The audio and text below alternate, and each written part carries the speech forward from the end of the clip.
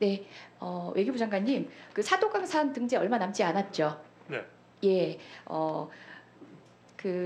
지금 위원회가 21일부터 개최되고 나면은 지금 한간에는 한 26일쯤 결정될 거라 그러는데 지난 5월이었나요? 6월이었나요? 그 이코모스에서 어쨌든 우리가 강제동원 역사 함께 기재하도록 했는데 우리가 군함대 사례만 보더라도 일본이 자발적으로 할 것 같지 않습니다. 그런데 일본 신문들 보면은 올 봄에 나온 신문에도 분명히 윤석열 정부는 훨씬 더 우호적으로 바뀌고 있다라는 산케이 신문 보도가 있다든지 또는 윤동빈 대사가 니가타현 지사를 만나가지고 한 얘기는 이전의 사례에 따르면 된다고 했는데 이전의 사례 군함도는 형편없었거든요. 강제동원 관련된 거 기술하라고 했는데 하지 않아서 위원회에서 강력하게 항의를 하니까 그것도 1000km 떨어진 곳에다가 관련된 조치를 했어요. 이런 사례에 따라서 또 반복될까 두렵습니다. 외교부 충분한 노력해 주시고 사실상 결과 책임을 질 수밖에 없는 부처 외교부이기도 합니다. 네, 마지막까지 예민하고 섬세하게 관리해 주십시오. 명심하고 있습니다.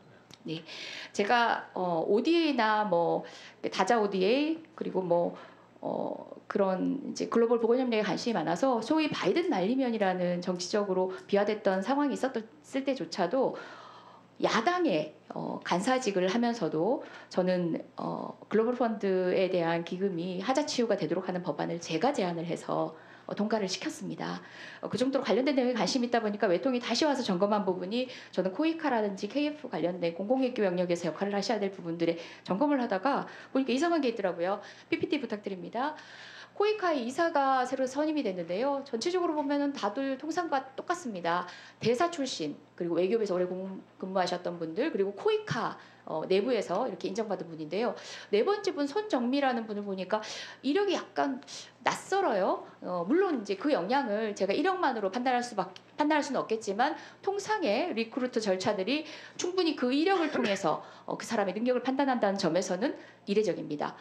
그분이 바로 아시는지 모르겠지만 손정미가 이분입니다. 혹시 아세요, 외교부 장관님? 모릅니다. 예, 코이카의 이사까지 챙겨 아시진 않겠지만, 네, 한번 보겠습니다. 이분이 윤석열 파워 엘리트 263인이라고 하는데 송경식 변호사 또 검사 경력 대구지검에서 윤석열 대통령하고 함께 근무한 적이 있는 이 검사님하고 가족관 계시더라고요. 물론 그럴 수도 있습니다. 다만 저의 의문은 거기서부터 시작이죠. 통상의 이사님들과는 굉장히 낯선 경력을 베이스로 하고 있다는 거죠. 그리고 이분은 어떤 분이냐? 김건희 여사 모친의 도이치 모터스 주가 조작 사건의 법률 대리인이었습니다. 네, 윤석열 대통령은 대구지검에서 함께 근무했고 기수로는 한 기수 차이더라고요. 그리고 본인의 회고록이 있는데 회고록 안에 보면은 가정형편으로 1998년 검사직을 사직했을 때 윤 당선인이 휴가를 써가며 멀리 있는 나에게 찾아와 말렸다. 진심으로 슬퍼하는 글을 보며 참 고마웠다. 사람이 어려울 때가 오면 꼭 도우리라 라는 마음을 먹었다. 그럴 수도 있죠. 하지만 계속 제 의문은 이 두 가지가 계속 맞물려 돌아갑니다. 저는 지금까지 드러난 것만으로도 이분의 채용 자체가 문제다라고 단언하고 싶지는 않습니다만은 이분이 다시 경력 부분 한번 보여주시겠습니까? 이분이 실질적으로 일을 했던 경력을 보면은 오송 청담의료산업진흥공단 글로벌 협력관 겨우 이제 한 7개월 정도인데요. 그 정도 경력 이외에는 마땅히 없었습니다. 그리고 13년 전에 충북도청에 외자유치 팀장을 했다는 것인데 코이카 이사직으로 게다가 지금 조정돼가지고 이분이 맡은 직은 실제 조달과 관련해서 굉장히 중요한 역할을 맡도록 또 업무 분장도 됐더라고요. 소위 말하면 정말 이제 여러 사업들 중에서 가장 파워 있는 사업 중에 하나가 또 이분한테 배정이 되는데 겨우 7개월의 경력으로 이렇게 임용이 될 수 있는 것인지 그리고 심지어 그 오송 첨단의료산업진흥재단 그 직도 이분을 임용하려고 만들었대요. 지금 어느 분이 근무하시냐 물었더니 지금은 공석이래요. 왜 공석이냐 물었더니 예산이 부족해서 그렇답니다. 그런 자리 만드셔서 그 경력 베이스가 됐는지 모르겠지만 코이카 상임이사로 오시고 상임이사에서 조달 관련된 업무를 새로 분장해서 맡기까지 하시는 이분 역량 있는 분인지 알고 싶었습니다. 그래서 리크루트 과정에서 함께 응시한 분들 요청드렸더니 어떤 자료도 못 주시겠다고 합니다. 저는 역량 있는 분 뽑았다는 것을 일을 시켜서 보고 싶지 않고요.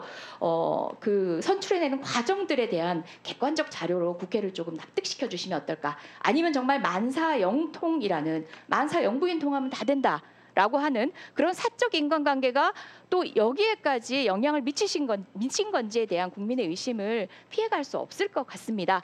20명을 서류에서 선정을 했고 서류 심사 과정에서 걸러내 20명을 선정하고 면접 과정에서 10명을 다시 걸러서 10명 중에서 코이카 이사장이 2명을 선출했다고 합니다. 과정에 대한 납득이 어렵습니다.